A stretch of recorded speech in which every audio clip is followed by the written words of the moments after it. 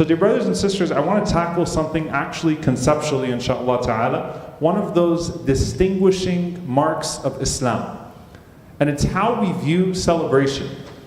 How many Eids do we have a year? We have 2 Eids, right? What about Ashura? There's 1 Ashura. 2 Ashuras or 3 Ashura? 1 Ashura, right? But is it an Eid? The Prophet ﷺ told us we have 2 Eids. Okay? So we have Eid-ul-Fitr and Eid-ul-Adha, right? We have the Eid that comes after the period of fasting of Ramadan, and the Eid that comes after the sacrifice, or with the sacrifice, that is also in parallel with the Hajj. Okay? We also have these days, right? So we fast Ashura, for example, because نحن أولى بموسى منكم. We are closer to Musa alayhi salam than everyone else. And so we thank Allah subhanahu wa ta'ala for the victory that He gave Musa alayhi salam by fasting. But it's not a celebration. Like Ashura was not a day for the Prophet ﷺ and his community of celebration. They fasted as a form of ibadah, as a form of worship, ayyaman ma'dudat, to thank Allah subhanahu wa ta'ala. We fast the day of Arafah, but obviously that is also in accordance with the Eid al-Adha, right? It is the day that comes with Eid al-Adha. So it's also a day of worship, and it comes annually. The Prophet ﷺ, did he used to celebrate his birth? You guys are like, oh no, he's starting a Mawlid debate. We already have moon sighting. He's going to go into a Mawlid debate. No. How did the Prophet ﷺ used to commemorate his birth, though, for sure? Let's get away from the debate. Let's get away from the difference of opinion. Let's leave that for later on, all right? What did the Prophet ﷺ certainly used to do to thank Allah subhanahu wa ta'ala? He said it's one of the reasons why he would fast on Monday. So he would commemorate his birth or thank Allah for his birth by fasting. So we thank Allah for things that have happened to us. I'm trying to establish a concept here. You guys are like, so wait a minute, what does this mean?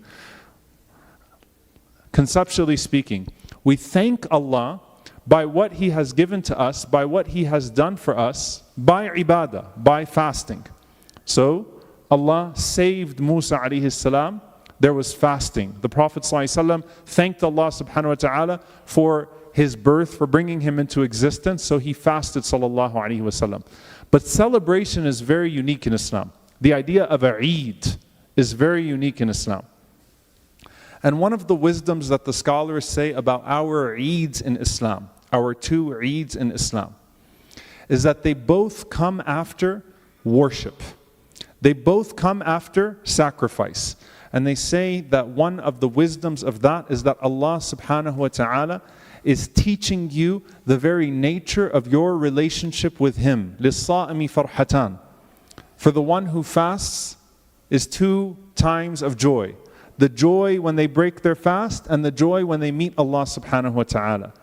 When you sacrifice for Allah subhanahu wa ta'ala, then you have the joy of reaping the acceptance of Allah subhanahu wa ta'ala, the reward in that sense in this life, and you have the greater joy of seeing the reward of it in the next life.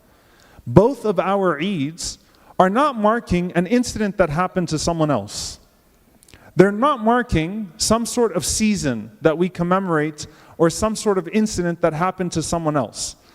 They are marking our own actions. They accompany our own deeds. Now they parallel how other people would observe them for Allah subhanahu wa ta'ala, being the anbiya of Allah subhanahu wa ta'ala. So Eid al-Adha is inherently connected to the sacrifice of Ibrahim alayhi salam, but it's our sacrifice that has to be put forward.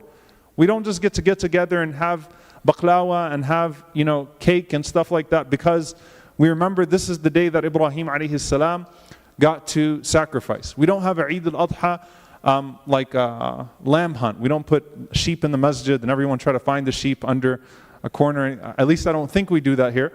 But we don't have a sheep hunt, right? There's no, Sheikh Yasser doesn't come out with a special vest on Eid al-Adha that's made of sheep skin so that he could, we could all find him and touch him. No, we have our own sacrifice.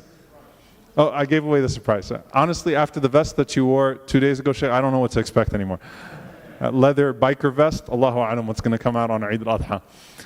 But the point is that it's our sacrifice. Our sacrifice is met with a celebration. It's our fast. It's inherently connected to the Prophet ﷺ receiving revelation in Hira Laylatul Qadr, it's inherently connected to the Prophet ﷺ's fasting, but it's our fasting. It's our qiyam. It's our observance. What is the wisdom of that, dear brothers and sisters? When Allah subhanahu wa ta'ala tells you about the celebrations in Jannah, Allah reminds you, Jaza'an bima kuntum ta'malun. Enjoy. These are the fruits of your hard labor. What do we recite on Eid? قَدْ أَفْلَحَ مَنْ تَزَكَّى وَذَكَرَ اسْمَ رَبِّهِ فَصَلَّى. He has succeeded who has been toiling and purifying himself. تَزَكَّى. You are purifying yourself in tazkiyah. You have found success.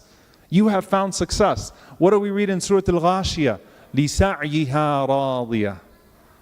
That on the Day of Judgment, the believers are pleased with their sa'i. They're pleased with their efforts. They're pleased with everything they put forth for Allah subhanahu wa ta'ala. They're seeing the reward of it. So this is establishing the very basis of our relationship with Allah.